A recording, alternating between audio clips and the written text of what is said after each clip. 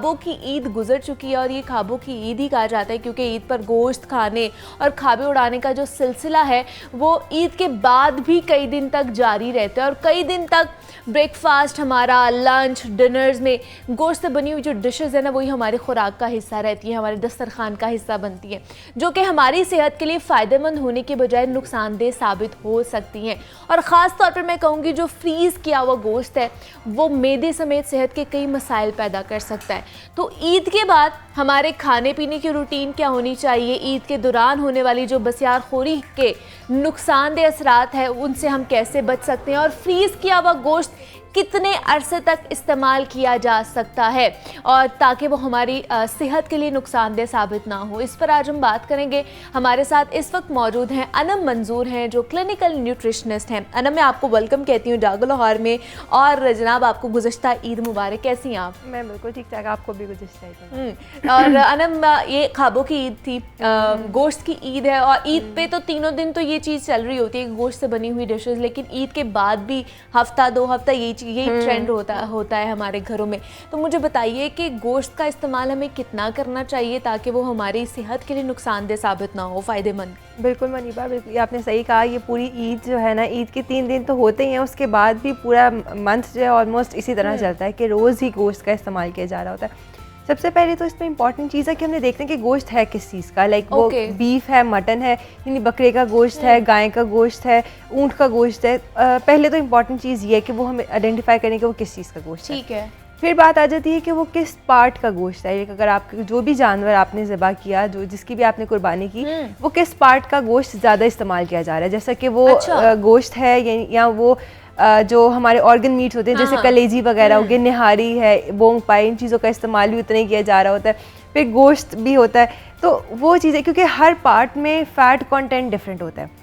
इसी तरह से जानवर की बात की जाए तो सबसे कम जो चिकनाई होती है, सबसे कम फैट्स जो है वो बकरे में होते हैं, बकरे के गोश्त में। उसके बाद उससे कम जो, उससे थोड़े से ज़्यादा जो हम कहते हैं वो ऊँट के गोश्त में होते हैं। अच्छा, और सबसे ज़्यादा जो फैट कंटेंट होता है वो गाय के गोश्त में होता है। मतलब बीफ में? हाँ, बीफ में फैट कंटेंट ज़्यादा होता है। और पर्टिकुलरली अगर हम उसमें ऑर्गन मीट्स की बात करते हैं, कलेजी वगैरह की बात करते हैं, पाए वगैरह, जो उसके ऑर्गन मीट्स हैं उनमें एक फ़ैट कंटेंट मज़ीद ज़्यादा होता है। तो इसीलिए सबसे पहले तो आप लोग ये कोशिश करें कि जो भी गोश्त खा रहे हैं, जिस भी जानवर का गोश्त आप खा रहे हैं, उसको थोड़ा कंट्रोल अमाउंट में खाएं। और दूसरा, जो पार्ट आप यूज़ कर रहे हैं कम से कम चिकनाई के साथ इस्तेमाल करें। आप देखें इस ईद पे मैंने भी ये प्रैक्टिस देखी है, कुछ लोग एक्स्ट्रा जो चर्बी भी गोश्त साथ में होती है उसको भी ऐड करे होते हैं घी के तौर पे, खानों में, सालन में इस्तेमाल की जा रही होती है, वही एनिमल फैट जो है उसको इस्तेमाल किया जा रहा होता है। तो इस चीज़ से बचें क्योंकि गोश्त के अंदर अपनी ही उसके फैट मौजूद होते हैं, मार्बल फैट जो गोश्त के अंदर होता है। तो कोशिश करें कि जो उसके एक्स्ट्रा साइड पे चर्बी लगी हुई है वो उतार दें ताकि आपका जो कैलोरी कंटेंट है वो कम हो जाए। ठीक है, पहले ये हमें आइडेंटिफाई करना है कि हम गोश्त कौन सा खा रहे हैं, ताकि उसके हिसाब से फिर हम ये चीज़ें कर सके कि हमने कितनी कैलोरीज इंटेक करनी है या कितना फैट हम इंटेक कर रहे हैं, उस पर हमने उगने आना है। लेकिन कलेजी और ऑर्गन मीट का जैसे आपने बताया कि उनमें फैट एलिमेंट बहुत ज़्यादा पाया जाता है, लेकिन कलेजी का ये भी कहा जाता है कि उसके साथ खून भी बनता है। बिल्कुल, इट्स मिथ और नॉट? नहीं, इट्स ट्रू कि जो कलेजी है, जो हमारी खासतौर पे जो मटन की कलेजी है, बकरे की कलेजी है, वो आपकी उसमें आयरन कंटेंट भी ज़्यादा होता है, तो इसलिए उसमें वो खून बनाने में भी, या जो लोग एनेमिक हैं, आयरन डेफिशिएंट हैं, उन लोगों के लिए बहुत अच्छी होती है। गाय की कलेजी में थोड़ा आयरन कंटेंट कम होता है क्योंकि फैट परसेंटेज ज़्यादा होती है, ओवरऑल उनकी बॉडी की कॉम्पोजिशन ऐसी है। सही। तो इसीलिए उसमें ज़रा फैट कंटेंट भी साथ में आ जाता है। जितना भी गोश्त होता है ना ये वाला, क्योंकि रेड मीट में आता है, तो इसमें कैलोरीज भी उतनी ज़्यादा होती हैं, फैट भी ज़्यादा होता है और बाकी न्यूट्रिएंट्स भी ज़्यादा होते हैं। तो इसलिए हमें इसकी कंट्रोल अमाउंट लेनी चाहिए ताकि हमें सिर्फ कैलोरीज और फैट्स ना मिले, हमें बाकी न्यूट्रिएंट्स भी उसके साथ मिले।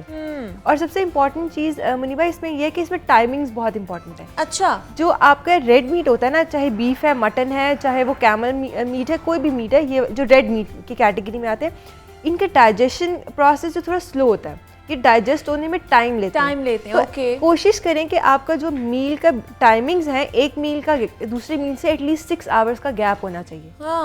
और सेकंड ये चीज़ कि रात सोने से कम 3 घंटे पहले आप अपना डिनर कर लें। लेट नाइट जो पार्टीज, हमारी बारबेक्यू पार्टीज और वो रात लेट नाइट होती हैं, एटलीस्ट 3 आवर्स का गैप होना चाहिए आपके स्लीप टाइम में और आपके डिनर में, ताकि आपकी जो बॉडी है उसको टाइम मिल सके, उसको उस मीट को डाइजेस्ट उसको प्रोसेस करके डाइजेस्ट कर सके। अच्छा, तो एटलीस्ट ये चीज़ का ख्याल, टाइमिंग्स भी बहुत इंपॉर्टेंट है। टाइमिंग का भी आप लोगों ने ख्याल रखना है कि टाइमिंग जो है वो गैप रहना चाहिए, डिस्टेंस थोड़ा सा हो आपकी लंच के अंदर और डिनर के अंदर। एग्जैक्टली। तो मुझे बताइए कि बारबेक्यू पार्टीज भी अभी चलनी है, ये वीकेंड भी आने वाला है, उस पर भी होंगी या अभी भी घरों में होंगी, तो उसमें कहते हैं कि बारबेक्यू जो है वो निस्बतन ज़्यादा बेहतर होता है, उसमें फैट कंटेंट कम हो जाता है, इसके बारे में बताइए। बारबेक्यू में देखें, वैसे तो उसमें हम फैट नहीं ऐड करते, लाइक उसमें कोई किसी किस्म का ऑयल या वो चीज़ें नहीं ऐड, लेकिन आप देखिए जब हम उसको बिल्कुल कुक कर लेते हैं तो उसके ऊपर ऑयल को ब्रश किया जा रहा होता है, एक्स्ट्रा फैट तो फिर भी हम ऐड कर रहे होते हैं। दूसरी चीज़ जो एक इम्पॉर्टेंट है कि कोशिश करें कि जब आप बारबेक्यू करें हो तो मीट का डायरेक्ट कांटेक्ट जो है वो जो कॉयल है हमारे पास नीचे कोयला है उसके साथ ना हो। अच्छा, क्योंकि कोयल के साथ जब वो मीट डायरेक्ट कांटेक्ट करता है तो उससे जो उसमें जो मीट के अंदर कुछ कार्सिनोजेंस पैदा होते हैं, यानी कि जो कैंसर कॉजिंग एलिमेंट्स कंपाउंड्स जो है वो उसकी कन्वर्जन हो जाती है क्योंकि केमिकल है। तो डायरेक्ट आपके कोयल के साथ जो है वो मीट का कांटेक्ट नहीं होना चाहिए। और बारबेक्यू में कोशिश करें, जो अक्सर देखें आप ज़्यादा उसको ग्रिल कर लेते हैं तो कुछ मीट का पार्ट है जो ब्लैकिश हो जाता है, कोशिश करें उसको उतार दें क्योंकि वो डाइजेस्ट नहीं होता, वो बॉडी में एज इट इज पड़ा रहता है और वो समटाइम्स डिजीज कॉज कर रहा होता है। तो वो डाइजेस्ट बॉडी नहीं उसको कर पाती, वो एंजाइम्स को डाइजेस्ट नहीं करते। तो इतना उसको कुक करें बारबेक्यू को कि जितना बस उसका मतलब मीट का कलर चेंज हो जाए, कुक हो जाए, लेकिन वो ब्लैकिश टोन में ना जाए। और एक्स्ट्रा ऊपर फैट या हमें ऑयल उतना ज़्यादा स्प्रिंकल करने की ज़रूरत नहीं होती। सही, ठीक है। तो हमें अगर बारबेक्यू में भी खा रहे हैं तो फिर कितनी क्वांटिटी हमें लेनी चाहिए? बारबेक्यू में वेरी करता है, एक 1 पर्सन के लिए देखें, अब बेसिकली ईद पे हो रहा होता है कि हमारे पास जो भी डिशेस बन रही होती है ना, 4-5 डिशेस भी बन रही होती है, मीट ही होता है, सब में मीट होता है, पुलाव है वो भी है, ड्राई फॉर्म में भी है, ग्रिल। तो आपकी जो ओवरऑल 1 डे की 1 पर्सन की रिक्वायरमेंट होती है वो 4 to 5 आउंसेस होती है। ठीक है, 4 to 5 आउंसेस कितनी हो जाएगी? 4 to 5 आउंसेस मतलब ये कि हर पर्सन की ये एक हथेली के बराबर की जो रिक्वायरमेंट है, ये 1 आउंस अपनी हथेली के मुताबिक एक दिन में खाना है। नहीं, ये 1 आउंस है। ठीक है, ये 1 आउंस। हाँ, तो आप इसका मतलब ये है कि आप इस साइज की 4 से 5 बोटियां एक दिन में खा सकते हैं। ठीक है, ठीक है। तो अब इतना आपने बड़ा मुश्किल टास्क बता दिया वैसे कि इस साइज की 4 से 5 बोटियां खा सकते हैं, इससे ज्यादा नहीं आप खा सकते। ये हमारी डेली रिक्वायरमेंट है। हाँ, इसमें ये है कि अब हम उसको मैनेज कर सकते हैं कि अगर आपने इतना ही दोपहर में खाना है या मॉर्निंग में खाना है तो फिर इतना आप डिनर में ले लें, मतलब उसको साथ वेजिटेबल्स ऐड करके, कुछ सैलड्स को ऐड करके तो उसको कंप्लीट कर लें। और सबसे इम्पॉर्टेंट चीज़ कि कोशिश करें कि मीट के साथ जितना भी हम आजकल जो गोश्त खा रहे हैं उसके साथ या तो सैलड, बॉल ऑफ सैलड लें या उसके साथ थोड़े सा योगर्ट ले लें, मिंट सॉस ले लें ताकि वो डाइजेस्ट करे। हम यहाँ पर इन चीज़ों की बजाय साथ में कोल्ड ड्रिंक्स का इस्तेमाल कर रहे हो तो हमें लगता है कि इसकी वजह से जल्दी हजम हो जाएगा। एग्जैक्टली। हालांकि ऐसा नहीं होता, ऑलरेडी मीट का डाइजेस्टिव जो प्रोसेस है डाइजेशन का वो स्लो है, मैंने बताया। जब हम लोग मजीद उसमें कोल्ड ड्रिंक्स ऐड कर लेते हैं तो कैलोरीज उतनी बढ़ जाती है, शुगर कंटेंट बढ़ जाता है। अच्छा, तो मीट की जो अपनी न्यूट्रिएंट्स हैं वो कैलोरीज ही पीछे रह जाती हैं और हम शुगर से मतलब कोल्ड ड्रिंक से भी ऐड कर लेते हैं, बाकी न्यूट्रिएंट्स वो हाइड हो जाते हैं, वो उतने हमें नहीं मिलते, उतने बॉडी में एब्जॉर्ब नहीं होते। अच्छा, शुगर और कैलोरीज कंटेंट ही ज़्यादा हमारा जो है फिर एब्जॉर्ब होता है और प्रोसेस भी उसका जो है वो मज़ीद स्लो हो जाता है, एसिडिटी और उसके अलावा इंडाइजेशन फिर ज़्यादा होना शुरू हो जाती है। तो ये इन चीज़ों का थोड़ा सा एहतियात। लेकिन हम लोग गोश्त के साथ फिर ईद पे नान भी खा रहे होते हैं, खमीर रोटी भी खा रहे होते हैं, चावल भी बन रहे होते हैं, तो इसकी वजह से मजीद हमारे पेट पे बोझ पड़ना शुरू हो जाता है, मैदे पे बोझ पड़ जाता है। बिल्कुल ऐसे है, क्योंकि देखिए वाइट फ्लावर जो है, जैसे आपने नान की बात की, तो मैदा जो है वो वैसे ही वाइट फ्लावर इतना डिफाइंड होता है, वो हम नॉर्मल डेज में भी कहते हैं कि आपके डाइजेस्टिव सिस्टम को स्लो कर रहा है, आप होल व्हीट फ्लावर यूज़ करें तो ये इससे मजीद स्लो होता है। तो आप कोशिश करें कि नान वगैरह का इस्तेमाल ना करें।